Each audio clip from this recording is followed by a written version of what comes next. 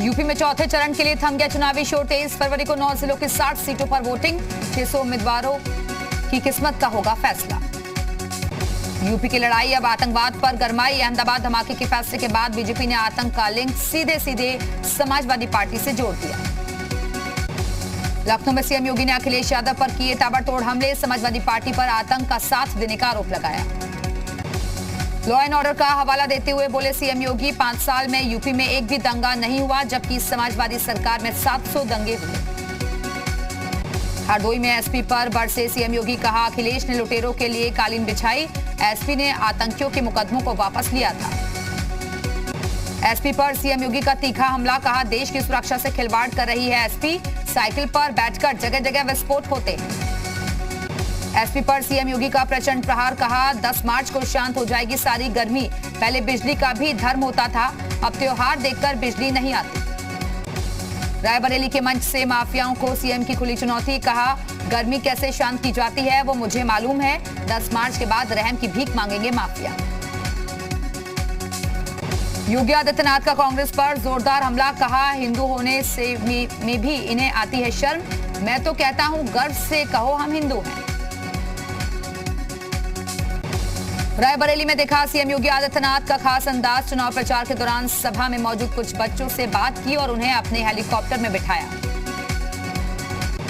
मुख्यमंत्री योगी आदित्यनाथ का बड़ा ऐलान, सरकार बनी तो पुरोहित कल्याण बोर्ड का होगा गठन। संस्कृत विद्यालयों में स्पेशल स्कॉलरशिप देने का भी ऐलान।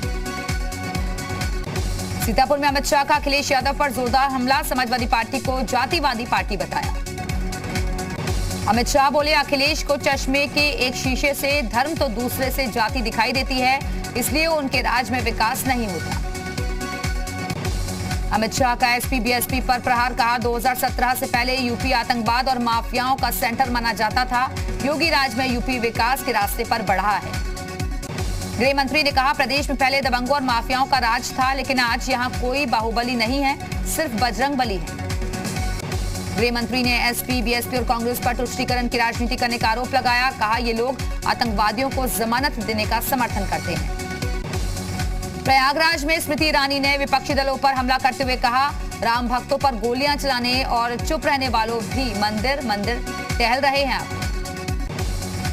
बांदा में अनुराग ठाकुर ने अखिलेश पर बोला हमला, कहा 7 चरणों में 100 सीट तक नहीं ला पाएंगे अखिलेश।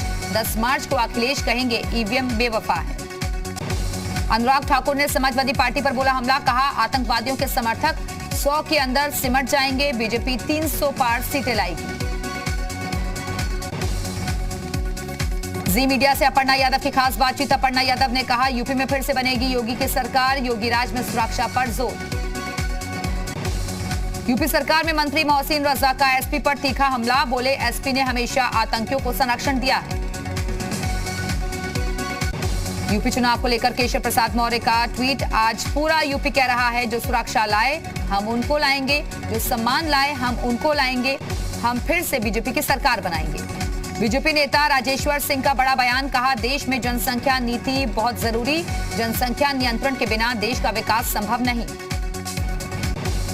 बीजेपी प्रदेश उपाध्यक्ष विजय बहादुर पाठक ने भदोही में किया चुनाव प्रचार। शिवपाल यादव को सपा का स्टार प्रचारक बनाने पर कहा कोई भी कर ले प्रचार, इस बार साफ होकर रहेगा सूपड़ा। निषाद पार्टी अध्यक्ष डॉक्टर संजय निषाद ने अंबेडकर नगर में किया चुनाव प्रचार। पार्टी प्रत्याशी अवधेश द्विवेदी के समर्थन में मांगे वोट।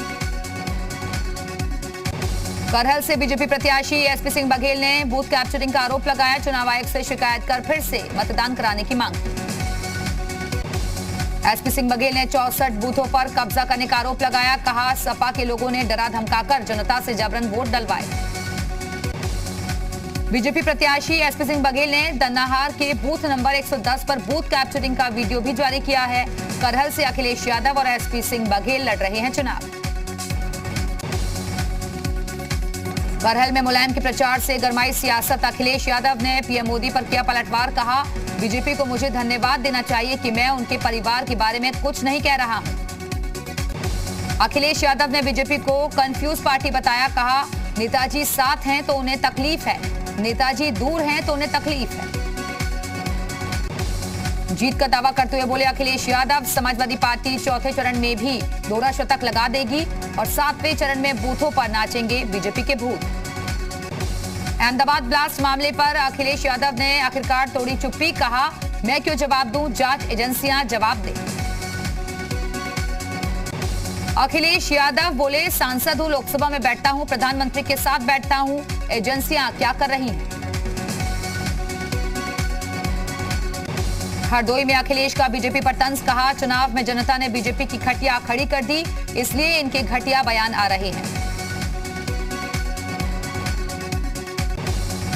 बीजेपी पर अखिलेश का करारा प्रहार, कहा बीजेपी वाले अब ठंडे पड़ गए हैं, बीजेपी के नेता झूठ बोलने में लगे हैं और किसी भी किसान की आय दोगुनी नहीं हुई।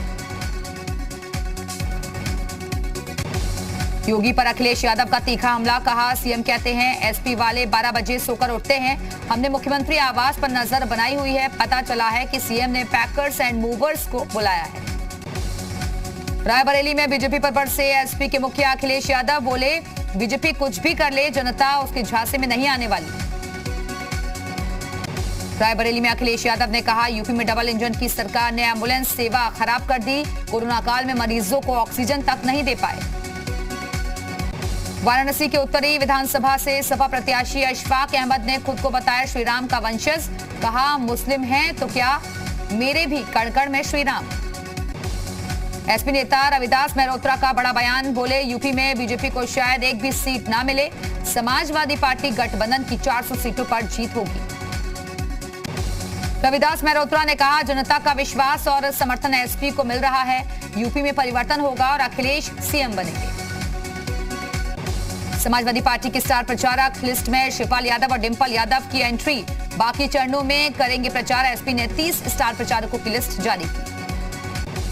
रायबरेली में स्वामी प्रसाद मौर्य ने बीजेपी पर साधा निशाना, कहा इस बार साफ हो जाएगा बीजेपी का सूपड़ा, 10 मार्च को शांत हो जाएगी सारी गर्मी। अखिलेश यादव का बीजेपी पर कड़ा प्रहार, कहा बीजेपी के सत्ता में आने के बाद खतरे में हिंदू, सोच समझकर वोट देने की जरूरत। अखिलेश यादव के खिलाफ सीएफआई में मुकदमा दर्ज, मतदान केंद्र की सीमा के अंदर पत्रकारों को इंटरव्यू देने का आरोप। बीजेपी ने अखिलेश यादव की चुनाव आयोग से की थी शिकायत, सीएफआई में धारा 130 और 188 के तहत अखिलेश पर मुकदमा दर्ज। सोनिया गांधी ने कांग्रेस कार्यकर्ताओं से किया वर्चुअल संवाद, कहा यूपी के विकास के लिए हमने उन्नति विधान तैयार किया। प्रियंका गांधी ने 40% टिकट महिलाओं को दिए। कांग्रेस नेता प्रमोद तिवारी ने कौशाम्बी में चुनाव प्रचार के दौरान बीजेपी पर बोला हमला, कहा बीजेपी ने राम राज्य नहीं यमराज दिया है। बाराबंकी में चुनाव प्रचार के दौरान सचिन पायलट ने बीजेपी सरकार पर बोला हमला, कहा प्रियंका गांधी ने कमजोर की योगी सरकार की नींव। सुल्तानपुर में ओवैसी का विरोधियों पर हमला, कहा अगर आपको बचना है तो उन लोगों से बचो जो दिल्ली और लखनऊ में बैठकर आपकी वोटों का सौदा करते हैं। ओवैसी का बीजेपी, एसपी और बीएसपी पर निशाना, कहा ऐसे लोग धर्म के नाम पर अपनी और अपने वफादारों की जेब भर रहे हैं। अमित शाह की 12वीं के बाद इंटर करने वाले वायरल वीडियो पर ओवैसी ने ली चुटकी, कहा आपको 12वीं और इंटर के बारे में नहीं पता और आप देश के गृह मंत्री बन गए।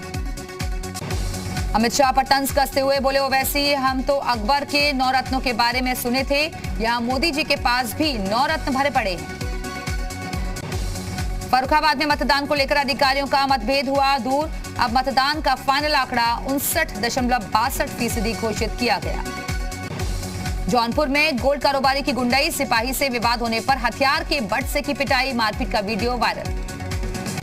आजमगढ़ में 3 लोगों की शराब पीने से संदिग्ध मौत के मामले में नया खुलासा, पूर्व सांसद और सपा प्रत्याशी रमाकांत यादव के भतीजे रंगेश यादव का है ठेका, ठेके का सेल्समैन गिरफ्तार, 3 पुलिसकर्मी किए गए निलंबित। मथुरा में संदिग्ध हालत में तालाब में पड़ा मिला युवक का शव, ज्यादा शराब पीने की वजह से मौत की आशंका, पुलिस ने शव पोस्टमार्टम के लिए भेजा। एटा में संदिग्ध हालत में खेत में पड़ा मिला युवक का शव, सूचना पर पहुंची पुलिस शव को कब्जे में लेकर जांच पड़ताल में जुटी। अलीगढ़ में ग्रामीण बैंक समेत 7 दुकानों में चोरों ने किया हाथ साफ, दुकानों की छत काटकर लाखों का माल किया पार, व्यापारियों ने पुलिस की कार्यशैली के खिलाफ जताया आक्रोश। बिजनौर पुलिस ने अपराधियों के खिलाफ चलाया अभियान, 5 शातिर चोरों को गिरफ्तार कर अवैध तमंचे और चोरी का माल बरामद किया। मिर्जापुर में मकान में हुई चोरी का पुलिस ने किया खुलासा। डीजे खरीदने के लिए 2 नाबालिग भाइयों ने की थी चोरी का माल पुलिस ने किया बरामद। जालौन में तेज रफ्तार का कहर, पिकअप की टक्कर से बाइक सवार 2 भाइयों की मौके पर मौत। बुलंदशहर में मकान में घुसा बेकाबू बुलडोजर, चालक की लापरवाही से हुआ हादसा, बाल बचे, घर में मौजूद लोग, मकान हुआ क्षतिग्रस्त।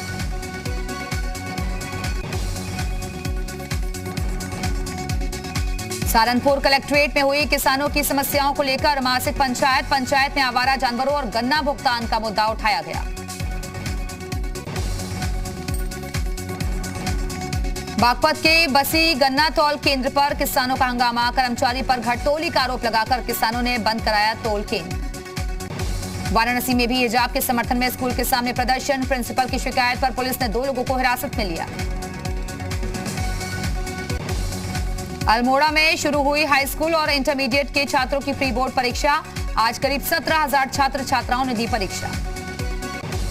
टिहरी में जिला स्तरीय वन अग्नि सुरक्षा समिति की हुई बैठक, डीएम ने सभी वन कर्मियों को आग की घटनाओं से निपटने के लिए दिशा निर्देश जारी किए। एसपी चंपावत ने लोहाघाट थाने का किया निरीक्षण, थाने के हथियारों और रजिस्टर की जांच की, सभी पुलिसकर्मियों को ईमानदारी से ड्यूटी करने के निर्देश दिए। जसपुर में अवैध शराब के खिलाफ पुलिस ने चलाया अभियान, जंगल में छापेमारी कर कई अवैध शराब भट्टियों को किया नष्ट। जसपुर में मतदान से 1 दिन पहले हुई मारपीट के मामले में पुलिस ने की कार्रवाई, 2 आरोपियों को गिरफ्तार कर जेल भेजा। सितारगंज में पुलिस ने ओवरलोडिंग और वाहन चोरी के खिलाफ चलाया अभियान, चेकिंग अभियान के दौरान सीज किए 15 वाहन। मणिपुर में केंद्रीय मंत्री नितिन गडकरी ने कांग्रेस पर साधा निशाना, कहा कांग्रेस ने पूर्वोत्तर के विकास को कभी प्राथमिकता नहीं दी, बीजेपी ने इस क्षेत्र का विकास किया।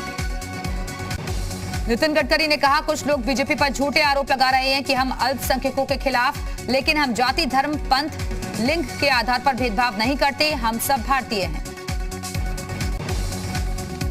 पीएम मोदी ने शिक्षा पर बजट के सकारात्मक प्रभाव पर शिक्षाविदों के साथ की चर्चा, वीडियो कॉन्फ्रेंसिंग के जरिए पीएम मोदी ने किया संवाद।